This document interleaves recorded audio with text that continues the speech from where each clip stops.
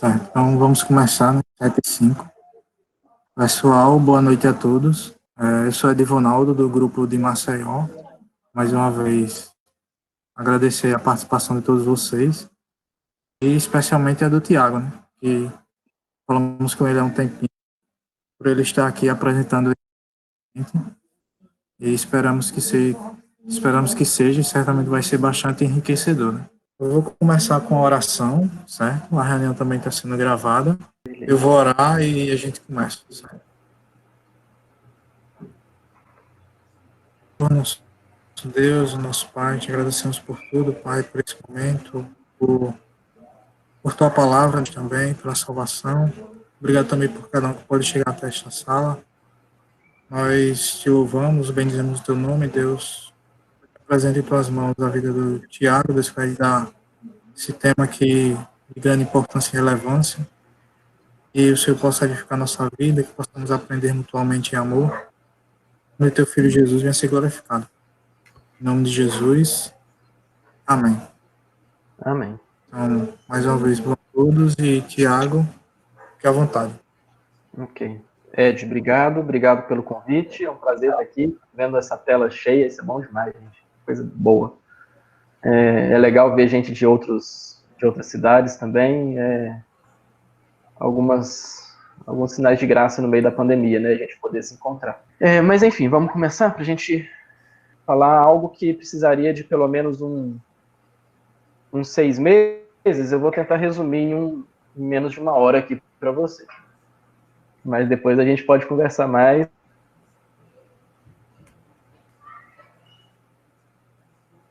E eu vi que vocês já tiveram um encontro nas semanas passadas aí sobre criacionismo da Terra Antiga, né? E hoje a gente vai ver uma outra vertente. Ou seja, o que significa isso? Para início de conversa, são vertentes sobre criação e evolução, né? Ou criação e origens. E a gente tem algumas linhas diferentes de pensamento, a gente tem algumas propostas diferentes. A gente tem um livro que foi publicado pela editora Thomas Nelson em parceria com a ABC2, que é A Origem, acho que a maioria de vocês já deve ter conhecido ou tido contato com ele, né? É um livro que apresenta 4 visões sobre esse tema. A gente tem o criacionismo de Terra Jovem, o criacionismo da Terra Antiga, que vocês viram com o Ed há uns dias atrás. A gente tem o criacionismo evolutivo, né? E a gente tem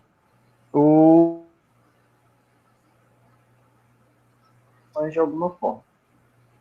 E aí hoje eu vim falar um pouco sobre o criacionismo evolutivo, tentar passar uma geral sobre o que significa essa visão, o que ela tem, qual que é a importância dela, qual que é a viabilidade ou a plausibilidade dessa proposta. E primeiro eu preciso falar uma coisa muito importante sobre a ABC2, sobre a Associação Brasileira de Cristãos de Ciência. A nossa associação, né, do qual nós fazemos parte, os nossos grupos, ela não toma partido sobre uma posição. Ela é uma associação que pretende ser um espaço aberto para oferecer o debate e para que as pessoas possam expor suas diferentes visões sobre o tema.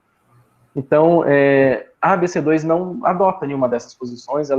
Muitas vezes tem gente que fala, a ABC2 ela é evolucionista e tal. Não é assim.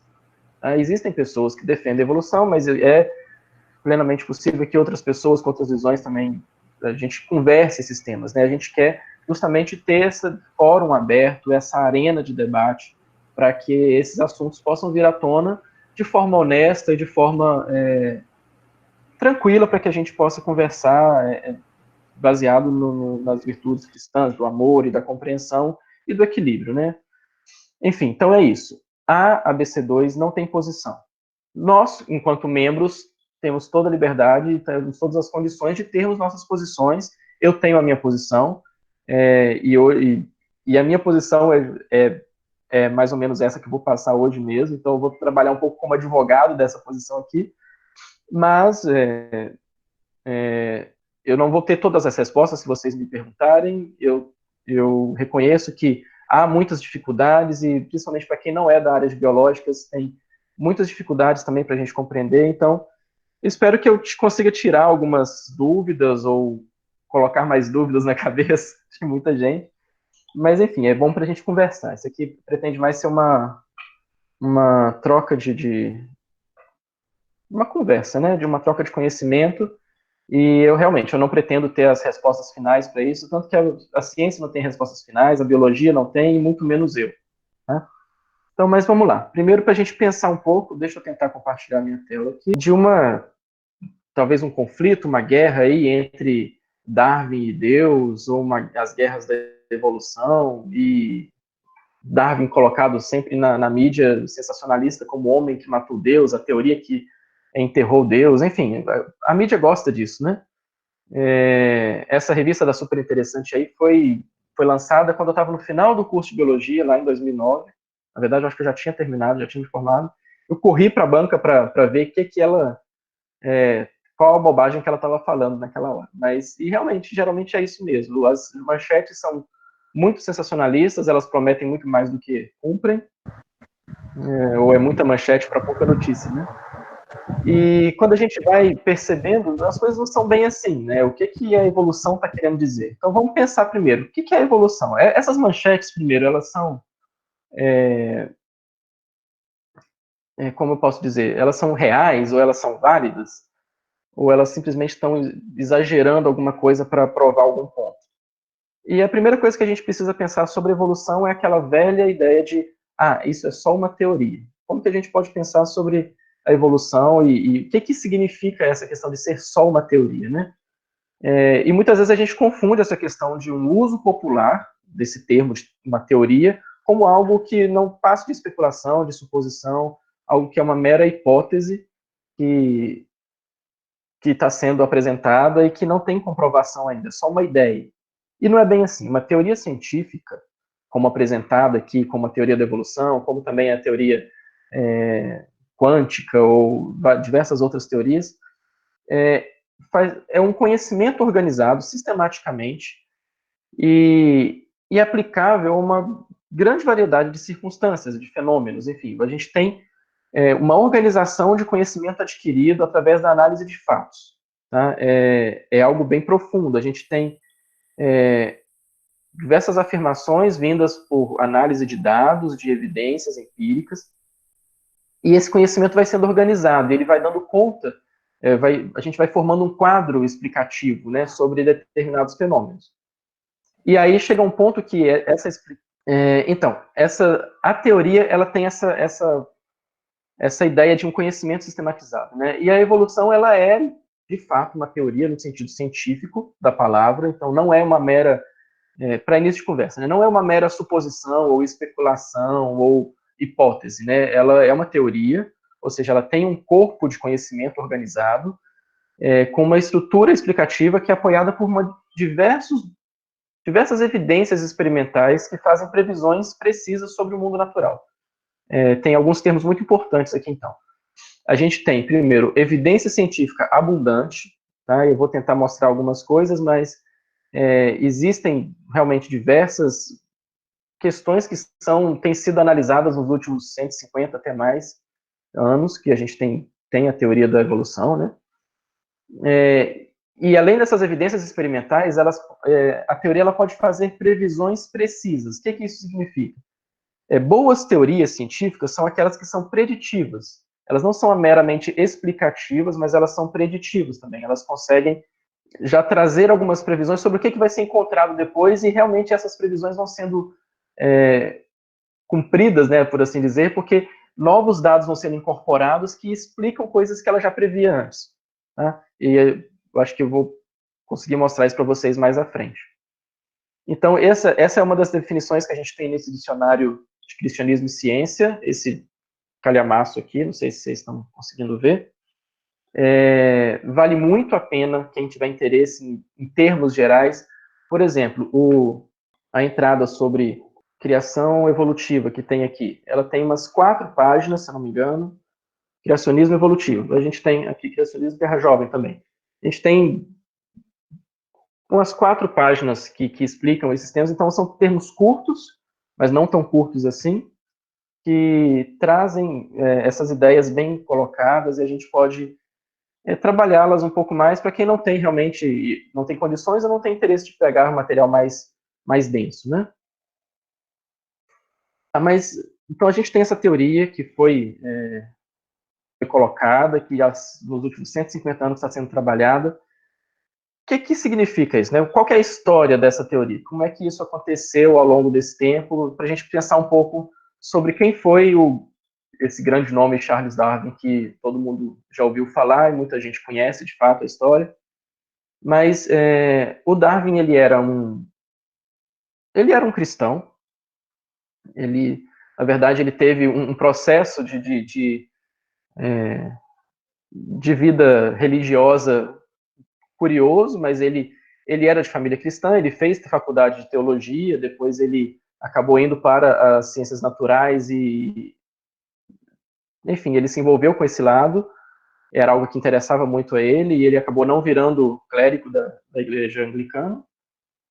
E em 1830, ele estava com 22 anos, ele tinha acabado de concluir o curso superior, ele foi convidado a integrar esse navio, o Beagle, que era um navio que ia fazer uma expedição enorme pelo planeta, né? Ia sair da Inglaterra, ia passar pela costa da América do Sul, ia contornar tudo, ia fazer toda a volta, depois pelo Pacífico e voltar para a Austrália, pegar a costa da África e voltar para a Inglaterra.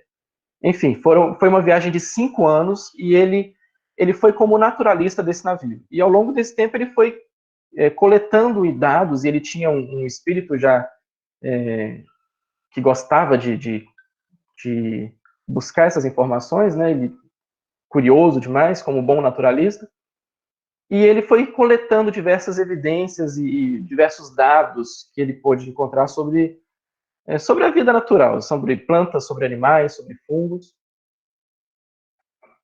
E ele pôde depois ir reunindo esses dados, depois que ele voltou, né, para a Inglaterra, e ele nunca mais saiu da Inglaterra depois disso. Então ele fez uma viagem pelo planeta, que durou 5 anos, e nunca mais ele saiu de casa depois disso. E nesse tempo, depois que ele ficou em casa, ele passou, sei lá, seus mais de 20 anos analisando esses dados, escrevendo seus trabalhos, seus estudos sobre os dados que ele obteve e dados que ele foi recebendo pelo correio. Ele se correspondia com muitos naturalistas do mundo, ele recebia material biológico, ele recebia muita coisa, ou seja, ele criou uma rede de trabalho muito interessante, mostrando como que a gente não consegue realmente trabalhar sozinho na ciência, né? E ele foi desenvolvendo a teoria dele a partir disso. Ele já era uma teoria que estava na mente dele na década de 30 do século XIX, né, mas ele foi desenvolvendo isso até a década de 50, ou seja, mais de 20 anos ele trabalhou nisso, mas ele já tinha uma ideia na mente. E ele reuniu dados de biogeografia, que são como que os organismos estão distribuídos na superfície terrestre, ele reuniu dados sobre anatomia comparativa, de como que a semelhança entre as espécies, né, e ele foi percebendo como que a anatomia de alguns animais se parecem com outras e como que elas se diferem também, sobre embriologia, sobre o desenvolvimento dos animais e sobre os fósseis. Tá? Então ele já era uma época que os fósseis estavam sendo descobertos e diversas teorias estavam sendo elaboradas para explicar o que eram essas coisas que estavam encontradas, se eram encontradas, de animais que não existiam mais. Os fósseis eles começaram a vir à tona no final do século XVIII e no século XIX isso começou a ser encontrado e fazia parte desse momento que ele estava vivendo, né? E a partir dessas pistas, Darwin foi formulando as suas ideias, a sua teoria, né? Então, na verdade, a gente tem ideias que viram alguns modelos, que depois a gente formula hipóteses, que são testadas, são verificadas, se as hipóteses realmente se cumprem ou não, a gente volta e faz novas hipóteses, e a gente analisa os fatos para tentar corroborar essas hipóteses, e baseados em diversos princípios, enfim, a gente tem todo um processo que se passa aqui, até que a gente possa propor uma teoria, ou seja, uma sistematização do conhecimento. E foi isso que Darwin fez no final da década de 50, lá do século XIX, quando ele apresentou a sua teoria no livro dele, que era A Origem das Espécies, de 1859,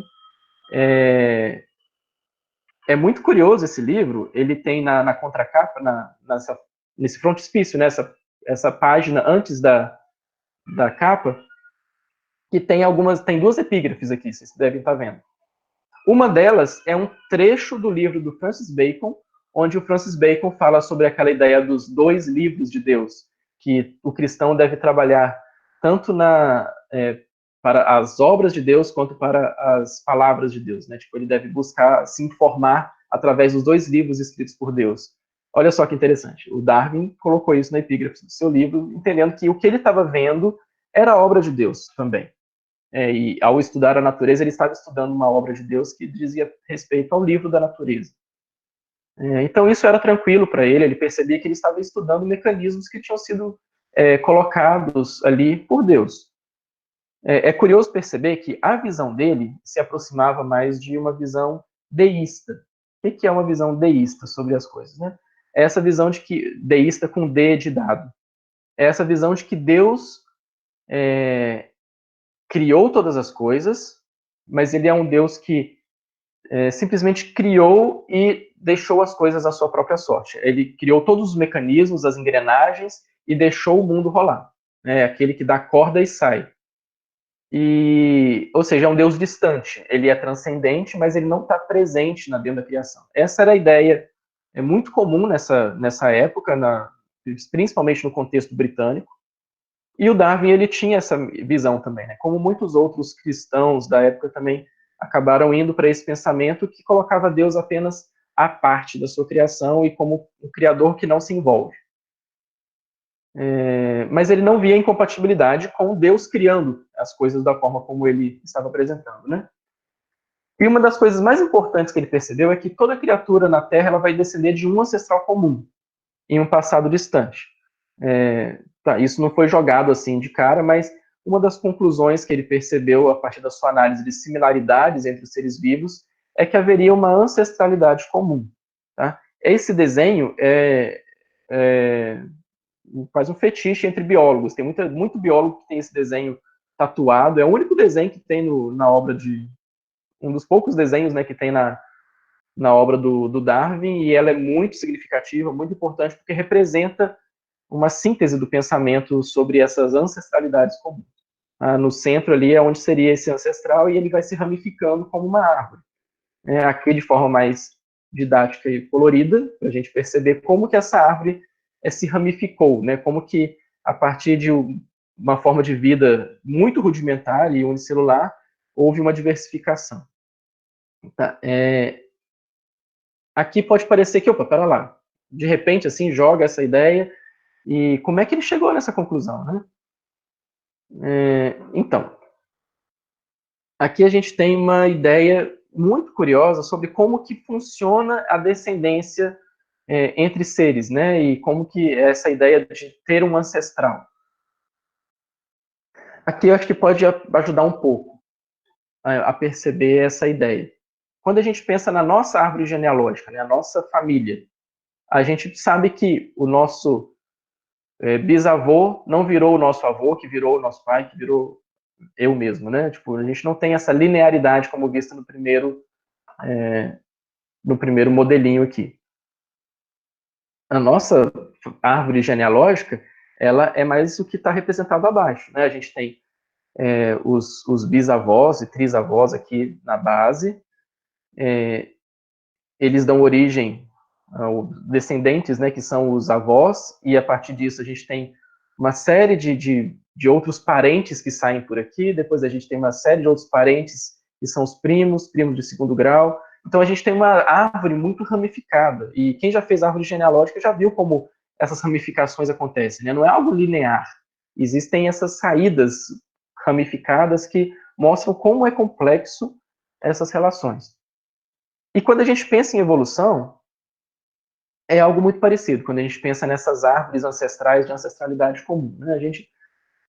Muitas vezes a gente tem um pensamento muito linear, como está sendo visto aqui, né? De um peixe virando um anfíbio, virando um mamífero, um gato aqui, virando uma pessoa, um ser humano.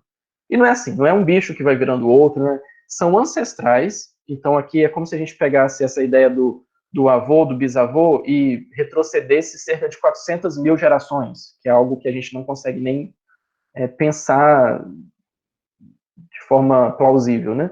Mas se a gente extrapola isso para milhares e milhares de gerações, a gente tem essa mesma ideia de um ancestral que teve descendentes, que deixou outros parentes, né? E, enfim, toda essa árvore ramificada que aqui está muito simplificada, mostrando como que esses diferentes animais se colocaram ao longo dessa árvore. Mas aqui a gente está mostrando só animais, mas aí você consegue encaixar nessa árvore tanto animais quanto plantas, quanto fungos.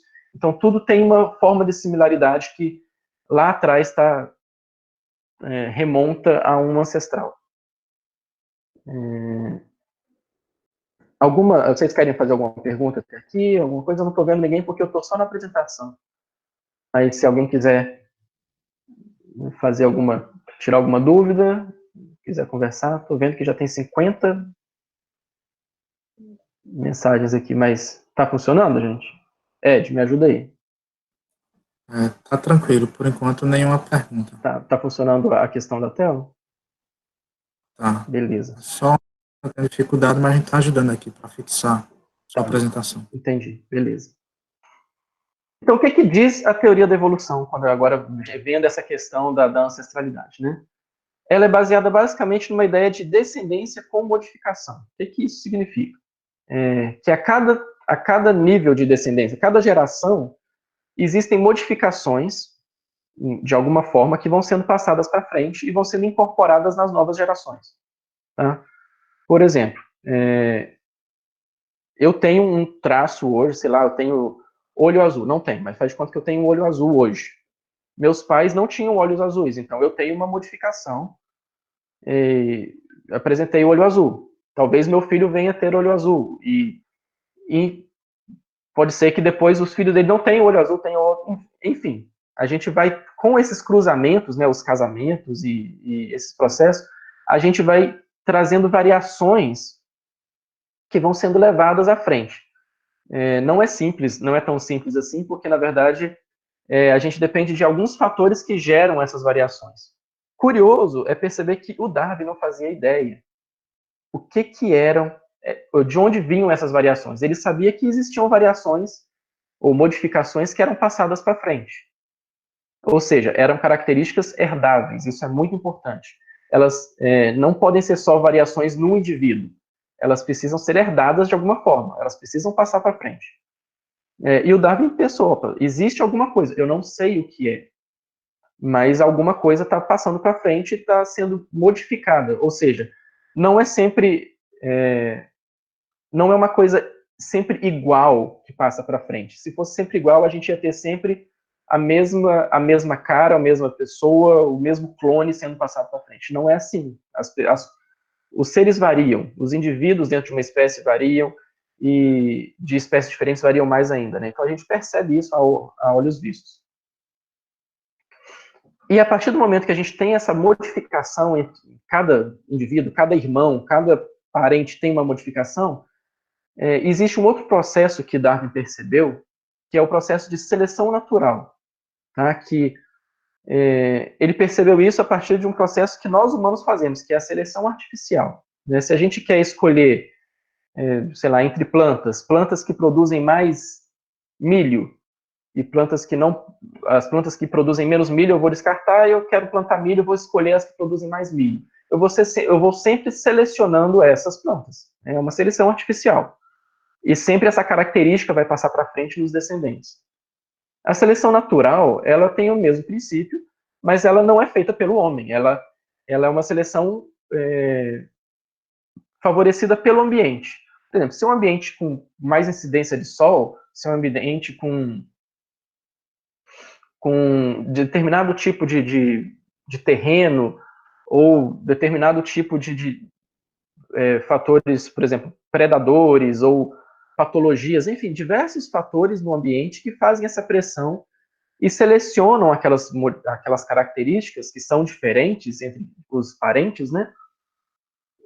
Selecionam de acordo com aquelas que se adaptam melhor ao ambiente. Tá? Então é um processo que aparentemente não parece ter muito controle, ele simplesmente aquelas características que são melhor adaptadas ou permitem uma adaptação melhor ao ambiente, são passadas para frente, simplesmente porque aqueles que não são bem adaptados, eles morrem no processo. Eles morrem e não deixam descendentes, eles não deixam filhos. Por exemplo, se eu tenho uma incidência de sol e eu tenho dois filhos, né? Um, ele se dá muito bem no sol e o outro, ele tem alguma deficiência que não permite que ele fique no sol. E ele pode morrer por causa disso. Se ele morrer, o outro que tem boa adaptação vai passar para frente e vai ter filhos. O que morreu não vai ter filhos. É basicamente esse o raciocínio por trás da seleção natural. Tá? Então, essa variação ela existe entre as espécies, em qualquer população, e os indivíduos eles não são iguais de forma alguma, né? Tirando gêmeos, mas mesmo gêmeos ainda tem alguma coisa. Mas gêmeos, a gente pode considerar gêmeos univiterinos como clones, né? Mas tirando esse quesito, a variação existe em toda a forma de vida. E essa adaptação é que vai aumentar a capacidade do organismo de se adequar. Tá? E aí a seleção natural é que vai passar adiante, dando lugar às características que estão sempre sendo priorizadas de acordo com o ambiente, e a população vai mudando paulatinamente, é um processo muito lento, é um processo que necessariamente precisa que existam milhões e milhões de anos, de gerações que se passem para que essas modificações venham à tona, tá? Para que sejam percebidas. E só um momento, gente. Enfim, o processo de seleção natural é esse, então, que os que sobrevivem mais se reproduzem mais e vão gerando novas formas de vida. Percebam que eu destaquei esse termo aí, porque isso é muito importante. Ao longo de milhares e milhares de gerações, a gente tem formas que acabam na ponta, né, da história sendo tão diferentes que são novas espécies, novas formas de vida que ocupam ambientes ou que têm características tão diferentes entre si que elas não se parecem mais com aquelas que eram lá atrás, com aquele ancestral comum, tá? E, curiosamente, como eu disse, né, o Darwin ele não sabia que fator era esse que passava para frente. Ele sabia que existia um fator que passava para frente, de uma geração para outra, mas ele não sabia o que era isso. Lembra que eu falei sobre a questão de uma boa teoria ser preditiva? Ou seja, já existia na teoria embutida essa ideia de que existiria um fator que seria passado para frente de forma hereditária, mas não se sabia qual era esse fator. Mas fala, tem alguma coisa que passa para frente. Olha que curioso isso. Isso foi em 1859 que o Darwin escreveu. Desde 1840 ele já estava pensando nisso. Um contemporâneo dele, lá na República Tcheca, era um abade, um frei, se eu não me engano, católico, né? E ele gostava também de estudar essas questões das ciências naturais, e ele fez uma série de experimentos de milhares de pés de ervilha. Olha que curioso. Ele fez isso lá do lado da abadia que ele cuidava, ele foi estimulado pelos seus superiores a fazer, a trabalhar, a desenvolver, porque ele sabia que todo conhecimento que ele pudesse ter era estudo da natureza criado por Deus, e ele percebeu que existia algum fator realmente que causava diferenças entre as gerações. Ele percebeu nas gerações das ervilhas que ele cultivou várias formas que isso ia passando para frente. Ele chamou isso dos genes, mas ele ainda não sabia também o que era essa coisa que tinha nas plantas. Ele falou, tem alguma coisa aqui que são os genes. Ou seja, nem o Darwin não fazia ideia do que era. Esse outro abade, que era o Mendel, contemporâneo, e fez isso mais ou menos ao mesmo tempo, descobriu que tinha uma coisa que ele chamou de genes, mas ele também não sabia muito bem qual molécula que era responsável por isso, ele nem sabia que existia uma molécula responsável por isso. Esses dois caras, eles não se encontraram, não conheceram o trabalho do outro, e o trabalho de Mendel foi esquecido, foi publicado em tcheco e ninguém sabia ler aquele negócio. Só no século XX, gente, passaram-se mais de 40 anos, sem ninguém saber. O pessoal sabia que tinha alguma coisa passando para frente. E, de repente, vem o desenvolvimento da genética no início do século XX eles recuperam o trabalho de Mendel e falam, opa, tem alguma coisa interessante aqui. E começaram a estudar e começaram a trazer novos desenvolvimentos para a ideia da evolução. E depois disso, passaram-se mais algumas décadas, apenas na década de 30, que esses desenvolvimentos começaram a melhorar a compreensão sobre como que os mecanismos da evolução funcionam. Ou seja, a gente tinha uma teoria, existiam muitas propostas interessantes, a ideia de que existia essa descendência com modificação que era passada por uma seleção natural era bem evidenciada pelos dados, mas ainda faltava a ideia de compreender o mecanismo. Da década de 30 até a década de 50, com o avanço da genética, né, do conhecimento de genética, surgiu esse termo aí que eu estou apresentando para vocês, a síntese evolutiva, ou a síntese moderna, ou síntese evolutiva moderna, ou ainda o neodarwinismo. Muita gente já deve ter visto esse nome aí, neodarwinismo. Porque ele juntou novos conhecimentos e ele negou o que Darwin dizia? Não, de forma alguma. Ele ampliou o quadro explicativo. Olha que curioso, interessante isso. Com o advento de diversas outras áreas de conhecimento dentro da biologia, e aí a gente tem biologia celular, a gente tem genética de população, a gente tem a ecologia evolutiva e a paleontologia que se desenvolveu muito, e a genética própria, né, que veio. Houve um acréscimo muito grande de novos conceitos que auxiliaram a compreender os mecanismos da evolução. Mas o que aconteceu? O conhecimento central ainda estava lá. Esse conhecimento proposto, essa teoria proposta por Darwin ainda estava no centro. Ela se manteve de pé e ela foi... ela recebeu uma robustez maior, né? A partir da década de 50, olha que legal, isso é muito interessante. A partir da década de 50, na verdade, em 1953, a gente tem um trabalho muito importante para a biologia, que é o trabalho de Watson e Crick. James Watson e Francis Crick descobriram a estrutura de uma molécula muito importante, que era o DNA. Descobriram que o código genético, ou seja, aquilo que passava a informação para frente, estava no DNA. Na verdade, já se conhecia o DNA, mas não sabia qual era a sua estrutura, e a partir do momento que se descobriu como era a sua estrutura, se percebeu, opa, se existe um código, o código está aqui. É isso que passa a informação para frente. É isso que os pais dão para os filhos. É assim que novos seres são construídos. A informação está aqui. É aqui que a gente tem toda a molécula responsável por sempre ir passando para frente com essas modificações.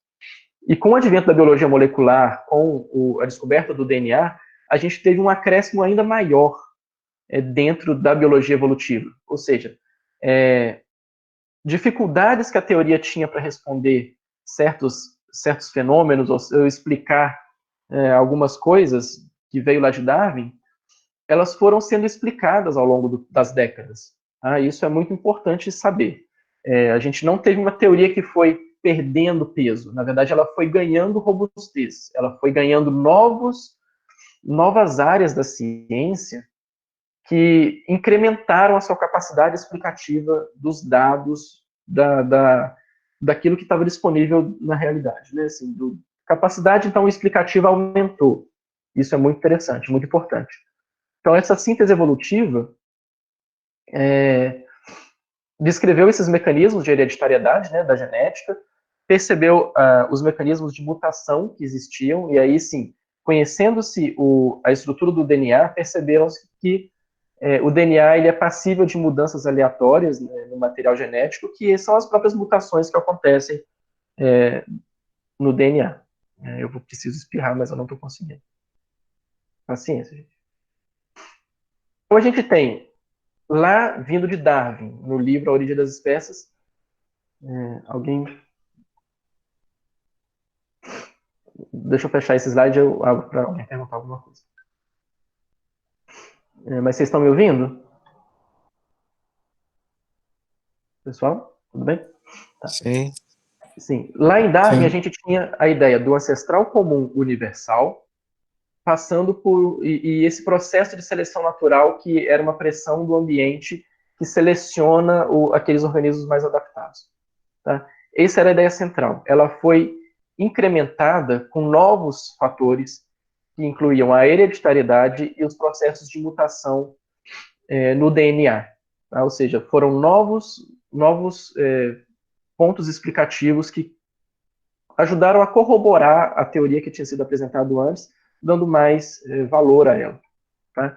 Então a gente tem esses postulados que a gente pode pensar que eles foram, de certa forma, reescritos, mas não abandonados. Tá? Eles não foram superados, eles foram melhorados, por assim dizer. Tá? A gente tem processos de mutação, de recombinação genética. Eu não vou entrar em questões técnicas aqui sobre isso, porque a gente demoraria um semestre inteiro falando sobre essas questões.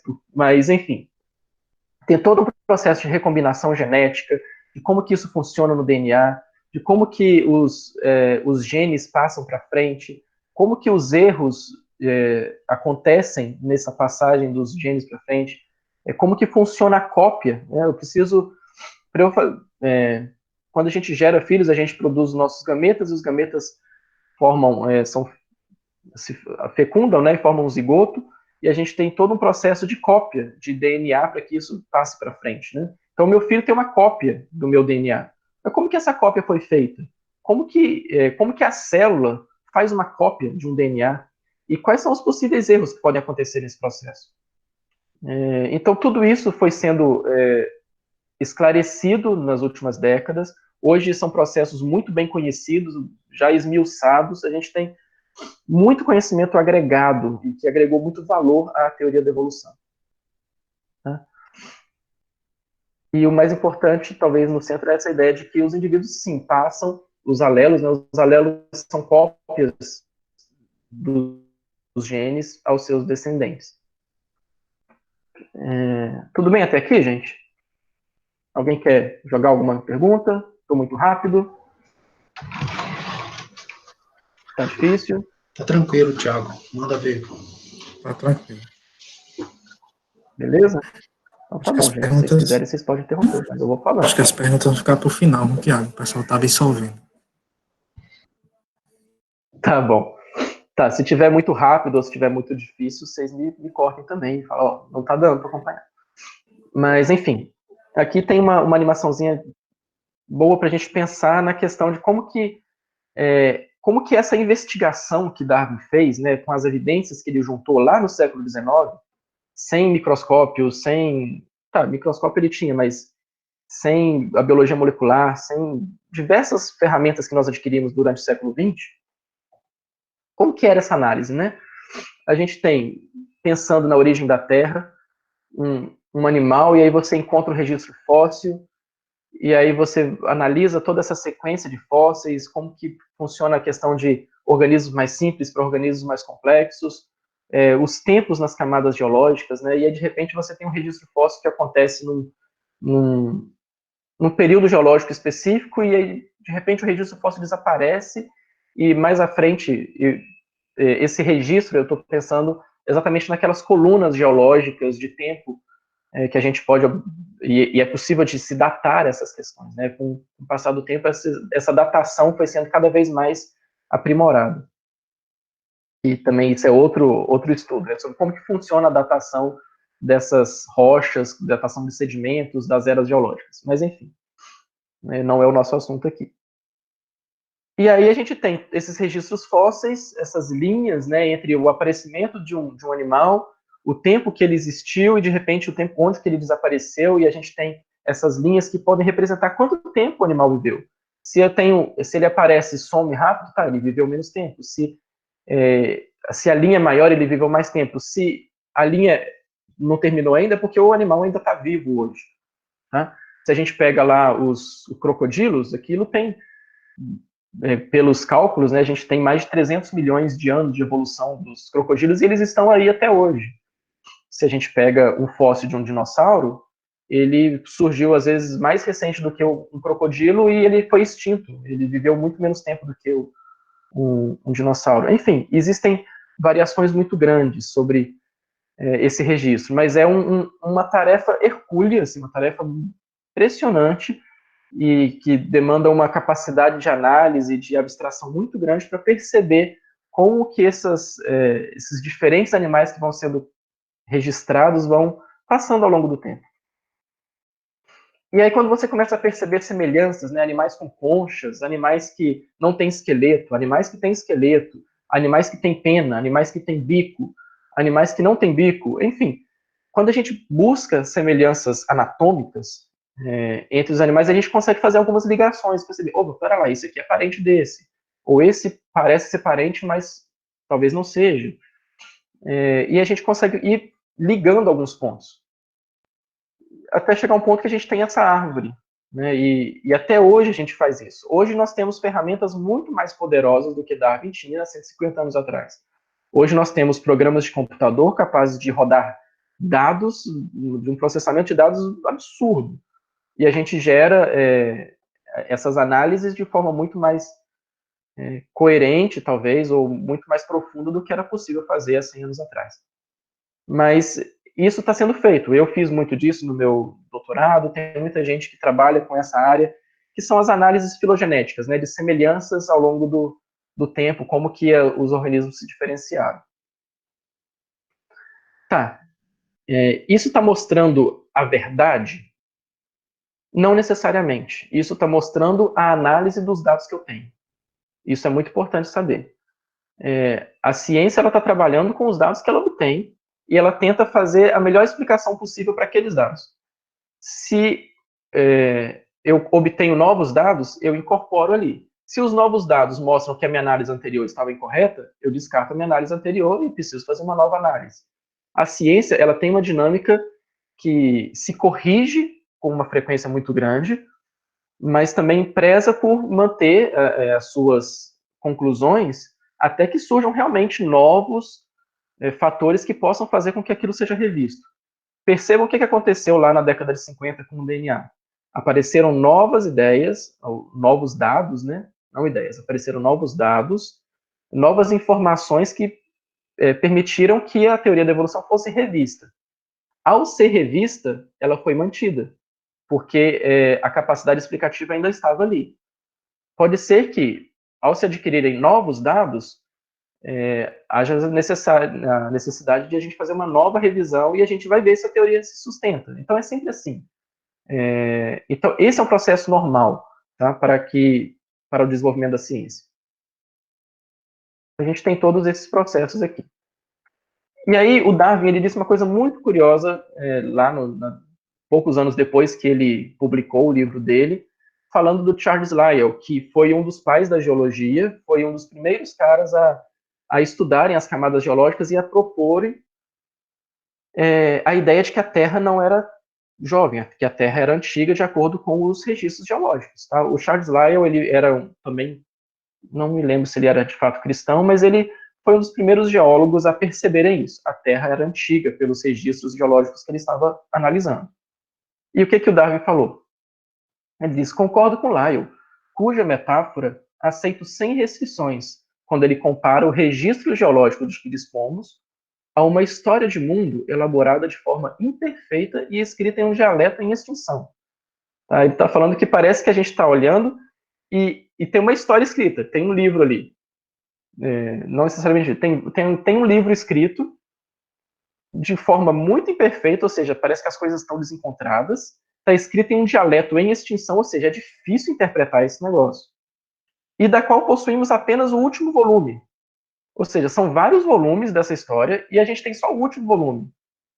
E esse volume da história do planeta é relativo somente a 2 ou 3 países.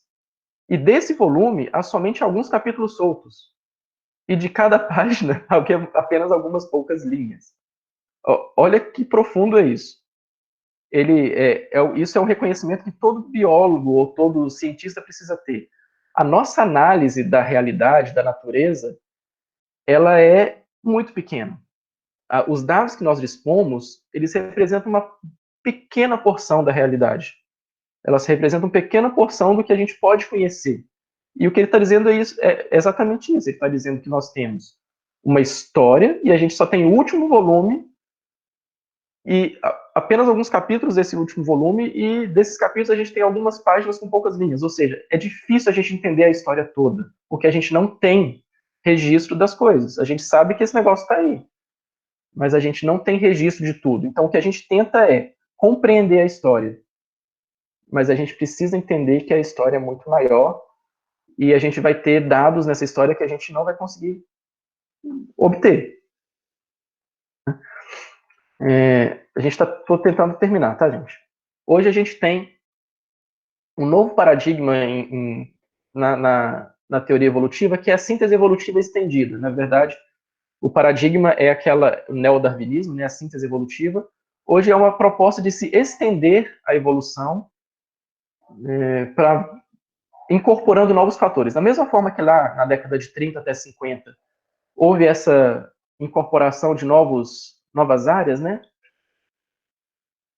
Hoje a gente está passando por essa fase de novo. Olha que interessante. Nós temos a oportunidade, o privilégio de viver um novo momento em que parece que a evolução está passando por um novo salto, por assim dizer. Está passando por um novo processo e que parece que vai surgir alguma nova interpretação a partir daí. Pode ser que aconteça como aconteceu lá na década de 50, onde isso tornou a teoria da evolução muito mais robusta. Pode ser que não mude nada, pode ser que continue sempre como foi as análises, mas há uma análise muito interessante, tanto que esse artigo foi lançado em 2014 na revista Nature, e o título perguntava exatamente isso. A teoria evolutiva precisa de ser repensada? Olha que ousadia, né? A teoria precisa ser repensada, isso publicado na revista Nature, tá, gente? Ou seja, os cientistas, eles estão preocupados com isso, eles estão sempre buscando rever quais são as dificuldades que a teoria tem para responder e o que a gente pode fazer para responder mais coisas. A gente sempre tem novos fenômenos, a gente tem sempre novos dados, e a gente sempre vai avaliar a capacidade explicativa. Tá?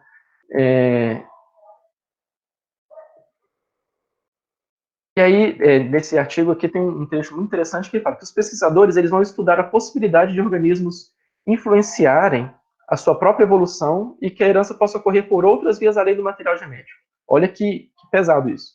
Lembra lá que a ideia da síntese moderna, da síntese evolutiva, lá da década de 30, 50, dizia que existia uma forma de passar para frente, que era o material genético. E esse é o grande paradigma da evolução. É assim que funciona. Mas agora a gente está percebendo que podem existir, ou há uma possibilidade de existir outros mecanismos hereditários que podem passar para frente. Tá? Isso está em efervescência, tem muitas instituições pesquisando isso. A Fundação Templeton, que é uma das fundações que, na verdade, é a fundação que tem sustentado a ABC2 através dos projetos que nós mandamos nos últimos 5 anos, né? Essa fundação ela deu 8 milhões de dólares para grupos de pesquisadores de diversas universidades, laboratórios, que estão pesquisando isso.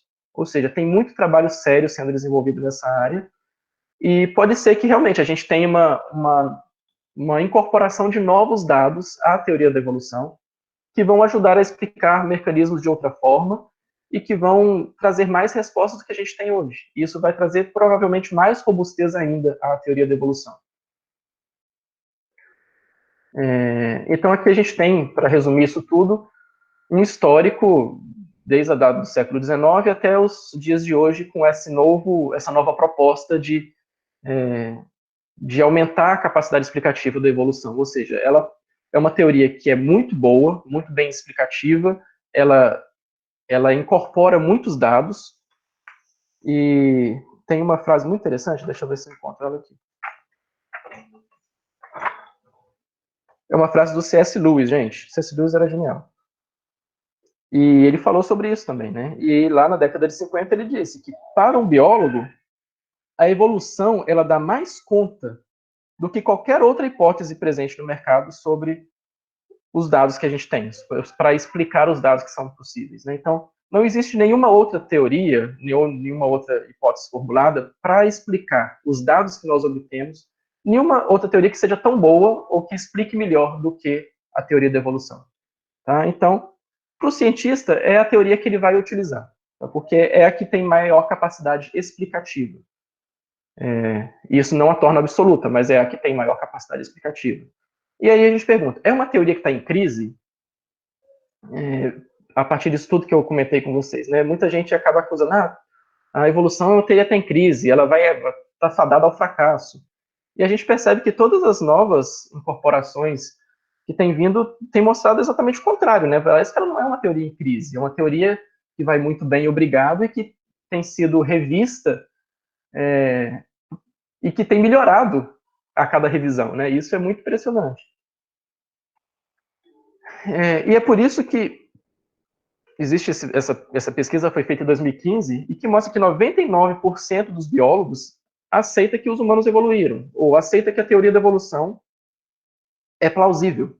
É uma questão justamente disso, de plausibilidade. Tá? Ela é a teoria que apresenta mais plausibilidade para o desenvolvimento da vida, para a origem de toda a biodiversidade, de tudo que a gente vê. Para um biólogo é exatamente isso que a gente tem visto, e realmente existe essa pesquisa que foi realizada nos Estados Unidos, não sei se é só no público americano, mas mostrou que 99% dos biólogos aceitam a evolução. Tá? E aí, sobre essa questão da crise, né? Tem essa frase muito interessante do livro do Dennis Alexander, que chama Criação ou Evolução, Precisamos Escolher, foi lançada pela editora Ultimato, junto conosco. E que, para a gente fechar essa parte, ele diz que críticos de fora da comunidade científica já me disseram que não haveria nenhuma esperança de publicar dados que parecessem subverter a teoria da evolução, porque a evolução é uma vaca sagrada para os biólogos que protege a qualquer custo. Ou seja, parece que o pessoal que não conhece a comunidade científica está falando que não adianta tentar publicar alguma coisa contra a evolução, porque os biólogos não vão deixar. Porque os biólogos estão protegendo, parece que é um ídolo. E a verdade é exatamente o oposto. O sonho de todo biólogo é fazer descobertas capazes de abalar teorias muito estimadas. Então, se você encontrar evidências, né, muito fortes, por exemplo, fósseis de coelhos no pré-cambriano, ou seja, fósseis de coelhos lá num período que não existia nem vertebrados ainda, ou evidências inquestionáveis de fósseis humanos e dinossauros convivendo juntos, ou evidências de formas de vida na profundeza do oceano com um código genético diferente, ou seja, coisas que são realmente muito opostas ao que a gente tem visto. Evidências de transmissão hereditária de características adquiridas. Então, se você achar essas evidências, e os cientistas querem isso, se eles encontrarem o artigo como o primeiro autor na revista Nature, na revista Science, está garantido. Talvez até um Nobel está garantido para um cara que encontrar um negócio desse. Ou seja, não, os cientistas, eles não defendem a teoria da evolução como um ídolo. Eles a defendem baseado na sua análise das evidências que ela dá conta de responder. Mas uma vez que apareça uma única evidência contrária, e que se mostre sustentada, né, e que realmente quebre esse paradigma, a gente vai ter que ter outra teoria para explicar. Tudo bem, gente? Alguém quer colocar alguma questão para a gente ir para a nossa última parte? Vou tentar passar em 10 minutos aqui. Podem falar. Agora, ok. Estou só organizando a fila de perguntas aqui. Eita, até medo. Vocês querem passar alguma coisa para a gente dar uma pausa aqui, depois continuo na parte que eu ia passar para frente? Tiago, eu vou colocar uma ideia aqui, você avalia se vale a pena falar sobre ela agora ou mais tarde. Vai lá. Até aqui, você comentou muito sobre a teoria, mas não mencionou a questão do acaso, que é um elemento crítico nessa história, né? Não sei se vale a pena comentar isso agora ou mais tarde. Tá ali para passar por ele mais tarde. Daqui a pouco eu chego lá. Então, eu vi que alguém fez uma última pergunta ali, como que isso se relaciona com o cristianismo, né? Eu acho que agora a gente vai entrar nesse ponto. Mas antes de entrar nesse ponto, pra gente... Oi, pode falar. Foi criacionismo. Com criacionismo, isso, tá, tudo bem. Ed, tem alguma pergunta aí que você acha que vale a pena passar agora, ou eu posso seguir aqui? Não, até agora só foi essa pergunta mesmo. Estou só organizando. Beleza? Tudo bem. Gente, então em face disso tudo, a gente precisa perceber algumas coisas. Isso é a teoria da evolução. É uma teoria científica. Ela não se presta, como tudo que a ciência produz, né, ela não se presta a defender ideologias, não se presta a defender filosofias ou pontos de vista diferentes. Apesar de que os cientistas, eles têm suas posições e eles podem até imprimir na ciência que produzem alguns pontos de vista pessoais e baseados na sua forma de ver o mundo, né, na sua cosmovisão. Mas a ciência, como corpo de conhecimento, né, ela busca sempre essa questão da imparcialidade e da objetividade o máximo possível, né? A gente sabe que, por ser um empreendimento humano, ela está sempre passível não só de falhas, mas de interpretações errôneas. Mas os dados são os dados. Isso é importante da gente perceber algumas diferenças, né? Bem, a teoria da evolução, ela é diferente do que a gente ouve muito por aí, que é o evolucionismo. Tá? A gente pode tratar por outros termos também. Por exemplo, o pastor Tim Keller, ele tem um artigo muito interessante sobre essa questão, e ele usa processos biológicos de evolução e em contraponto a um termo que ele chama de grande teoria da evolução, que é a mesma questão que eu botei em cima. Teoria da evolução versus evolucionismo. Tá? Evolucionismo, gente, com esse ismo como algo que se refere como uma própria filosofia ou uma ideologia, ela não se refere à ciência, mas é uma cosmovisão. De fato, é uma cosmovisão, ou seja, uma forma de você fazer sentido das coisas através do seu olhar para o mundo e buscar respostas a partir daquele ponto de vista. Né? Então, no evolucionismo, não existe um criador que se importa ativamente com o mundo. Os humanos, eles são puramente frutos de processos naturais, ou seja, há um naturalismo embutido aí, ou até um materialismo, sem nenhuma direção divina. Tá? A moralidade humana é meramente um resultado acidental de influências ambientais. Não há moral absoluta, etc, etc. Ou seja, é uma forma de ver o mundo que exclui diversos outros fatores que não são analisados pelo método científico, né, ou que estão alheios à natureza. Ou seja, tudo que foge dos processos naturais não é estudado, não é reconhecido como algo que seja válido. Né? Ou seja, Deus está fora disso. Processos miraculosos está fora disso. Enfim, o evolucionismo, ele preza por essas características filosóficas que dizem respeito ao que eu disse, né? Naturalismo, materialismo e até um cientificismo, colocando a ciência como detentora de uma capacidade de dar respostas para todas as áreas da vida. Então, tá, essa é uma primeira diferenciação. Onde que vai entrar a criação nisso? Então, tá. Se existe essa cosmovisão que se apropria da teoria da evolução, não significa que são sinônimos. Né? Na verdade, cada cientista ou cada pessoa, né, tem a sua cosmovisão.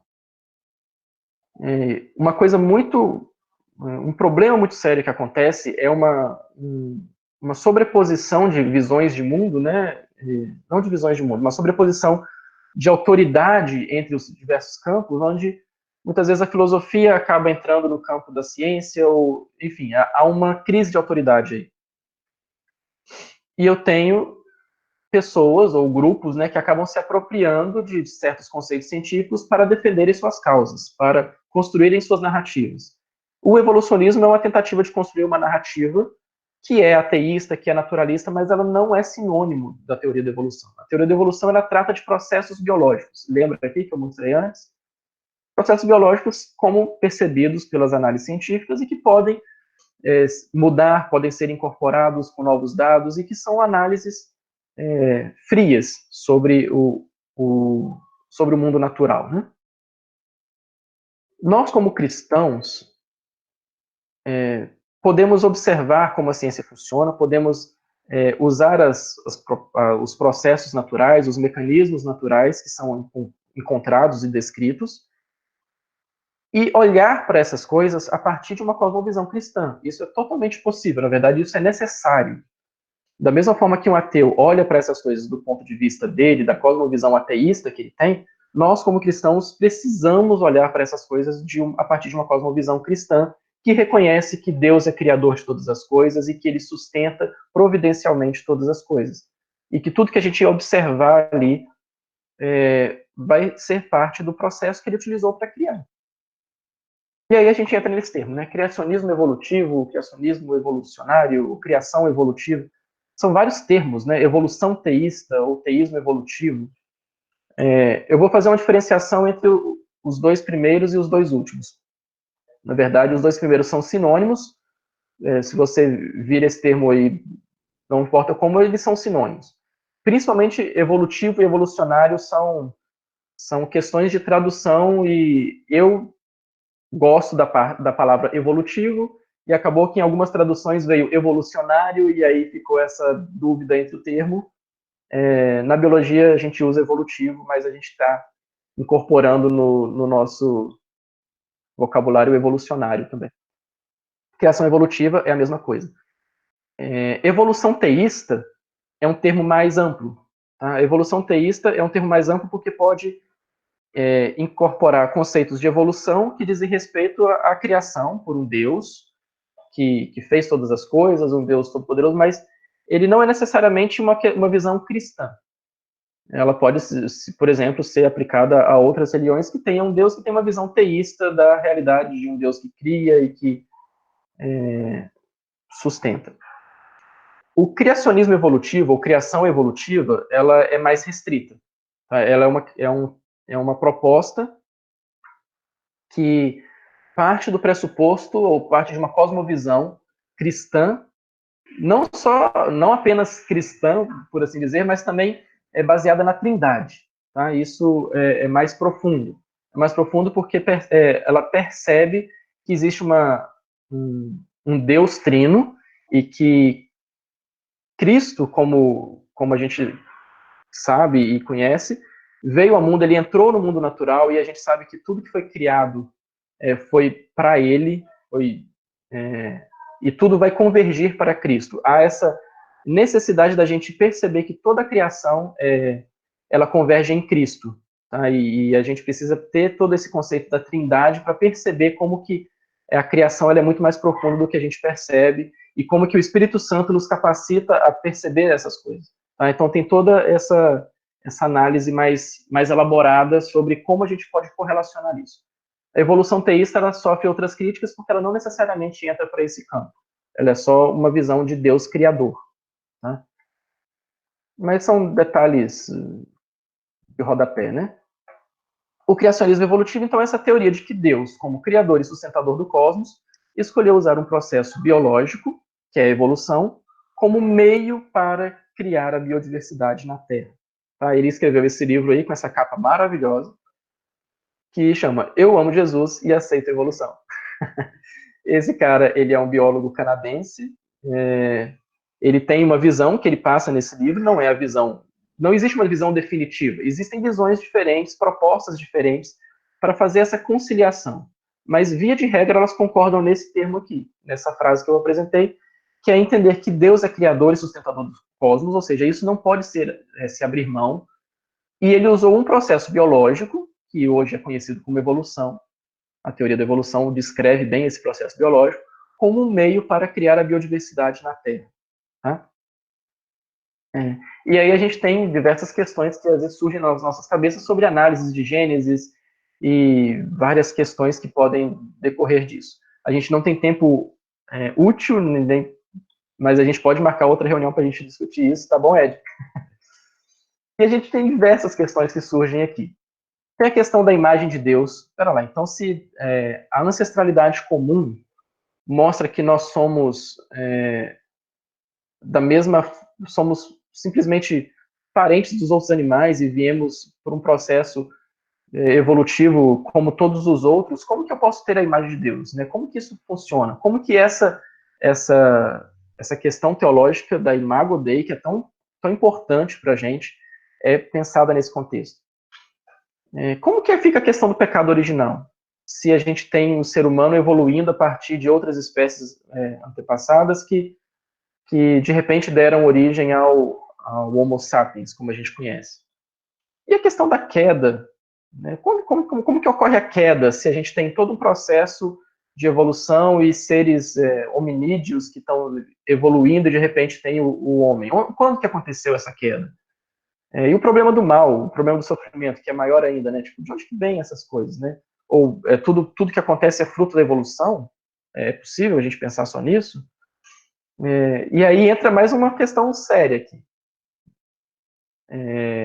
Se a gente tem todo esse processo que passa por milhões de anos, se a gente tem inclusive fósseis que indicam que os animais morriam, e animais que são datados de milhões de anos atrás, como que eu consigo lidar com a ideia de morte antes da queda, sendo que me parece que o texto em Gênesis está dizendo que a morte só aconteceu depois que Adão e Eva pecaram? E aí, outra questão que também deixa a gente com a pulga atrás da orelha. Onde que eu encaixo Adão e Eva nessa história? Sendo que lá em Gênesis eu preciso aceitá-los como seres ou indivíduos históricos que pertenceram a um lugar no espaço-tempo, eles realmente existiram. E se eu tenho toda essa sequência, né, de hominídeos, espécies e populações existindo, onde que Adão e Eva se encaixa nisso? Ou, mais ainda, Adão e Eva realmente existiram? E aí tem essa questão que já foi colocada, né? Como que funciona essa questão do acaso? Como que Deus age? E o acaso realmente é algo que a gente pode considerar? E, finalmente, existe propósito? Existe sentido nisso tudo? Percebam que são questões que não são científicas, ou seja, eu mostrei para vocês algumas questões científicas em relação a, talvez, questionamentos que a teoria da evolução tem passado. Mostrei essa nova proposta, né, da síntese estendida, que é uma nova questão científica que tem surgido frente à evolução, que está sendo tratada. Né? Aqui são questões puramente teológicas. Como que a gente pode fazer essa conciliação? E é muito interessante perceber que a leitura, né, dos textos, a interpretação, a hermenêutica desses textos, elas passam por processos históricos muito interessantes ao longo da vida da igreja. Né? A gente tem muitas coisas que a gente acha que é novidade, na verdade, se a gente olha lá os pais da igreja, eles já pensaram sobre algumas dessas questões. É impressionante quando a gente lá procura Agostinho, e lá no século IV ele já escrevia coisas impressionantes sobre conceitos que foram adquiridos só séculos depois. Então a gente tem questões de interpretação que são muito importantes de se trabalhar. Tá? A gente tem que enfatizar aqui, então, que as escrituras elas foram reveladas em um contexto pré-científico. O criacionismo evolutivo, ele aceita, e ele realmente aceita, que as escrituras são inspiradas por Deus, que os autores foram inspirados por Deus, que as escrituras têm autoridade para revelar o que Deus quis revelar a nós. Mas isso foi feito no contexto pré-científico. Não havia ciência sobre o que está sendo dito em Gênesis e na Bíblia em geral. Tá? Porque a ciência, como nós conhecemos, é algo que tem no máximo 400 anos. E Deus, para que essa mensagem fosse compreendida pelas pessoas daquela época, pensem lá em o povo ouvindo isso de Moisés no deserto, no Sinai. Para que as mensagens teológicas sobre quem é Deus, sobre o que são as coisas, né, fossem compreendidas, a revelação de Deus precisou ser acomodada à compreensão daquelas pessoas. Tá? Então não tem informação científica ali. Essa é a ideia que é apreendida da interpretação desses textos. Tá? Mas, apesar disso, a revelação é de Deus para pessoas de todos os tempos, apesar dela ter sido dirigida para aquelas pessoas naquele contexto. E que contexto era esse? Era um contexto do Antigo Oriente Próximo, lá 1.500 anos antes de Cristo, ou seja, 3.500 anos atrás. É um contexto totalmente diferente, a gente precisa conhecer isso. Existem muitos livros que tratam isso, eu acho que esses três aqui são um dos mais importantes que a gente tem em português. A gente tem o Como Ler Gênesis, do Tremper Longman, a gente tem o Mundo Perdido, de Adão e Eva, que traz esse debate, e a gente tem o Mundo Perdido do Dilúvio, que também, na verdade, junta o Tremper Longman com o John Walton. Por que esses livros são importantes? Porque eles trazem essas análises a partir de conhecimentos e manuscritos e análises de manuscritos, análises arqueológicas, análises sobre o Antigo Oriente Próximo mesmo, que têm sido feitas nos últimos 100 anos no máximo. Tá? A gente tem muitas descobertas arqueológicas, a gente tem muitas ideias que surgiram nos últimos anos sobre como que a mensagem, como que era a compreensão do cosmos sobre esses povos naquela época. Por exemplo, esse era a visão que se tinha do universo todo, né, do cosmos naquela época. Isso é baseado em achados arqueológicos dos povos babilônicos, dos mesopotâmicos, dos povos daquela região, daquela época, e vários têm algo semelhante a isso, né, que a gente chama de cosmogonias, que são as histórias sobre as origens do universo.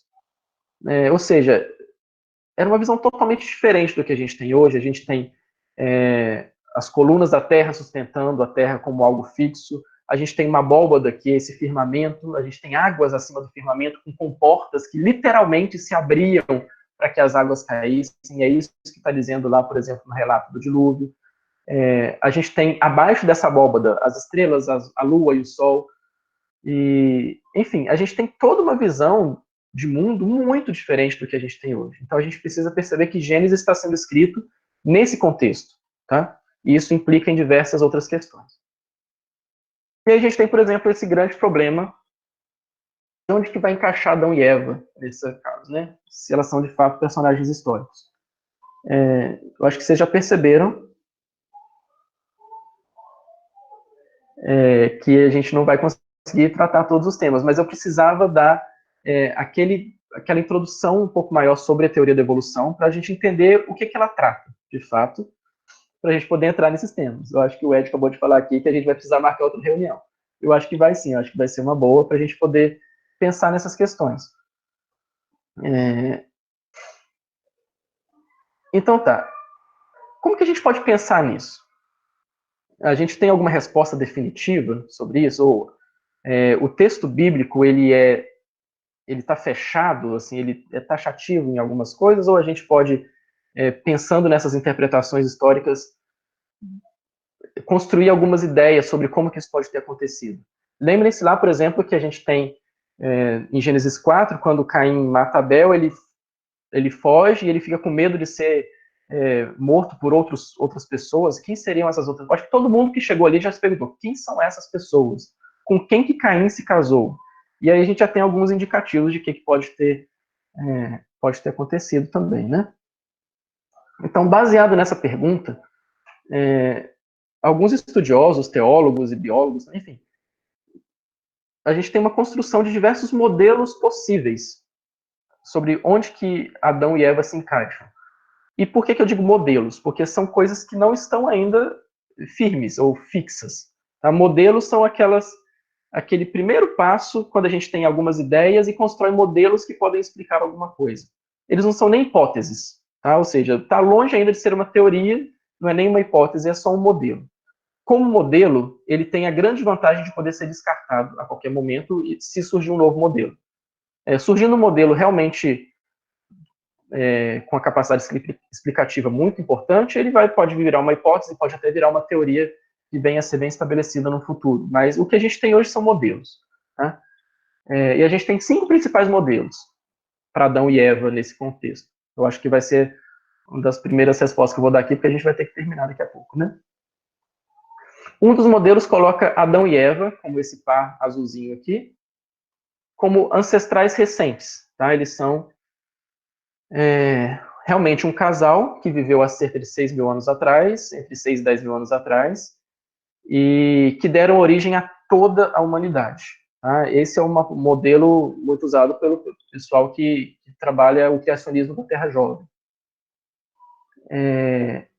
Mas existe uma outra visão, que não é impedida pelo texto, que justamente por uma questão de data, que o texto não dá data.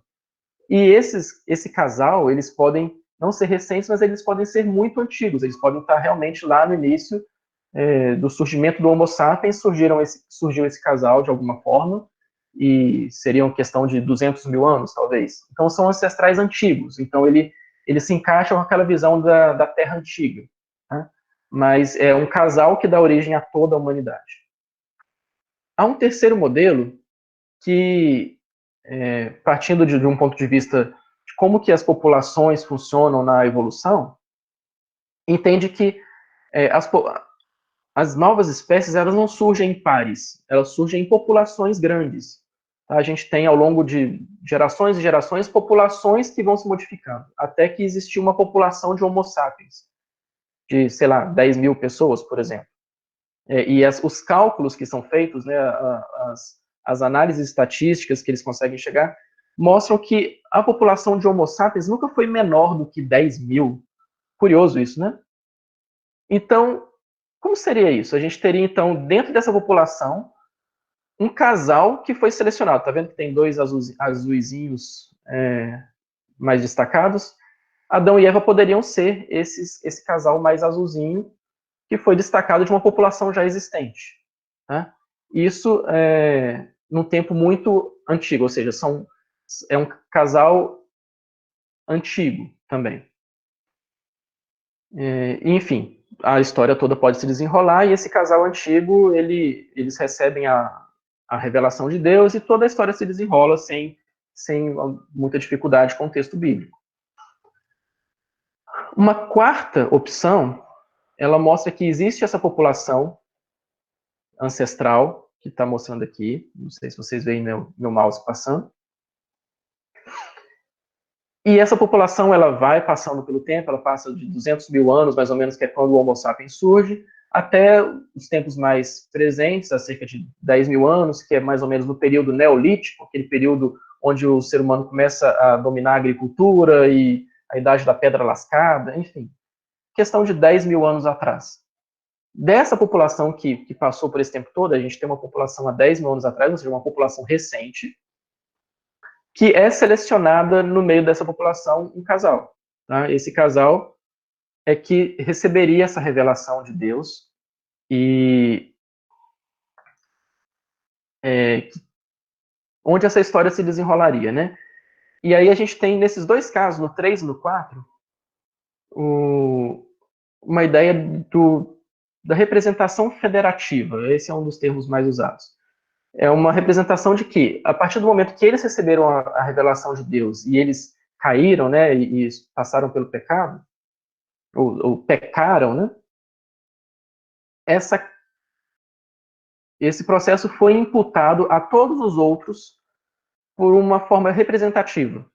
A todos os outros ao mesmo tempo, e todos os descendentes a partir de então sofreram também e sofrem até hoje com a culpa do pecado, e isso é uma questão federativa, é uma análise possível e que tem muito respaldo bíblico para isso. Né? A própria salvação de Cristo é uma salvação federativa também, ela é espalhada a todos nós a partir de Cristo. Enfim, é um conceito bem aceito do ponto de vista hermenêutico e até soteriológico. E a gente tem essa quinta opção que trata a história como totalmente simbólica. A gente tinha uma população ancestral que passou até a população mais recente, e não existiu um Adão e Eva histórico de fato, mas todos os seres humanos que estavam ali receberam alguma revelação de Cristo e uma revelação de Deus e pecaram conjuntamente. Enfim, percebam que todas as quatro primeiras tratam da possibilidade, sim, e da perfeita plausibilidade de Adão e Eva históricos, havendo evolução, não havendo evolução, como no primeiro modelo, ou havendo evolução, como no terceiro e no quarto. Compreendem como dá para conciliar isso aqui? Só o quinto modelo, que é um modelo que trata como o texto como simbólico, como algo fora do que a gente, às vezes, realmente compreende a partir de um ponto de vista da ortodoxia cristã. E aí eu quero comentar um pouco sobre essa importância da ortodoxia cristã, como que a gente vê essas coisas, né? Como que a gente trata desses dogmas. Os dogmas cristãos que não são só da igreja protestante, mas são de todo o conjunto da cristandade. Existem, sim, questões que são mais fundamentais e questões que são secundárias. Existem doutrinas fundamentais que são o esqueleto central da fé cristã, e existem doutrinas que são secundárias. Tá?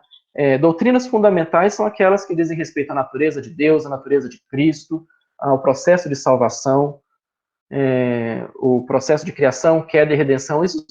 Esse é o eixo central, né, do cristianismo. E nesses pontos a gente precisa realmente ser mais taxativo, porque a gente está concordando com toda uma tradição de 2000 anos.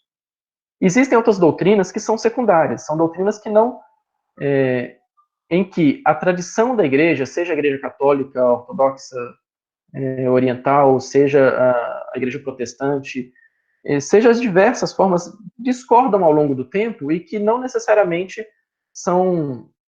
fazem parte desse arcabouço central, né? Elas são doutrinas que variam ao longo do tempo e que não interferem muito no processo de compreensão da fé cristã, apesar de gerarem muito debate. Né? Então é isso, a gente precisa perceber qual que é o papel, ou qual que é o status que nós damos a determinadas doutrinas, né? E aqui a gente precisa pensar exatamente nessa questão da teologia da providência. O que nós percebemos como natural é igualmente resultado da providência e da intervenção divina, tanto quanto o que consideramos sobrenatural. Então a gente está longe daquela visão lá do evolucionismo que elimina o mundo sobrenatural. Aqui a gente entende que tanto o mundo natural quanto o sobrenatural são resultados da providência e da intervenção divina, estão debaixo do poder de Deus, de controlar todas as coisas, né? E aí se a gente pensa, como então funciona essa questão da providência e com o acaso, né? E foi o que o Gustavo perguntou. O acaso a gente pode lidar de dois pontos-chave aqui. Esse vai ser meu último ponto, tá, gente? Para a gente poder ir caminhando para o final. O acaso ele pode ser interpretado de duas formas. O acaso, do ponto de vista científico, é um acaso que implica mais um termo como uma aleatoriedade. A mutação, por exemplo, ela não é previsível para nós. A gente, por meios científicos, não conseguimos dizer onde que ela vai ocorrer. A gente não consegue ver como isso vai acontecer e eu acredito que nem por métodos estatísticos nós conseguimos prever onde que talvez conseguimos prever, mas não sabemos aonde. Ou seja, é um método aleatório. A aleatoriedade é um processo muito importante que a gente tem tanto na biologia quanto em outros campos da ciência, até no campo da computação. Eu acho que o Leopoldo estava aí, né, Leopoldo? Se você estiver ainda. No campo da computação, a gente tem processos aleatórios que são gerados o Ed também, né? Desculpa. Processos aleatórios são importantes na construção de sistemas. Sistemas responsivos, sistemas que trabalham de alguma forma até com aprendizado, a aleatoriedade é importante. Tá? Isso não significa que é um puro acaso metafísico, que é essa segunda definição. O acaso metafísico, ele trata dessa falta de propósito total, né? Tipo, não há sentido, não há direção e o processo é totalmente cego. A ciência é incapaz de trabalhar nesse campo. Tá? Então, se existem alegações de que a teoria da evolução trata do acaso, ela está tratando do acaso mais no sentido de aleatoriedade do que no sentido metafísico. Principalmente porque a teoria da evolução ela é puramente científica, ela trabalha no campo natural e ela não tem condição nenhuma de falar sobre falta de propósito ou presença de propósito. Ela não tem condição nenhuma de responder sobre questões de sentido e de direção. Tá? Nós, a partir da nossa cosmovisão e conhecendo o Deus Criador, nós sabemos que há propósito nas coisas. Mas uma cosmovisão que trata de outra perspectiva, uma cosmovisão ateísta, ela não vai ver direção nos processos. Isso não significa que eles não existam. Tá? Então, para a gente fechar, é muito importante isso aqui. A Bíblia, ela ensina que Deus... Esse é um trecho do dicionário de fé cristã e ciência, do cristianismo e ciência, se eu não me engano.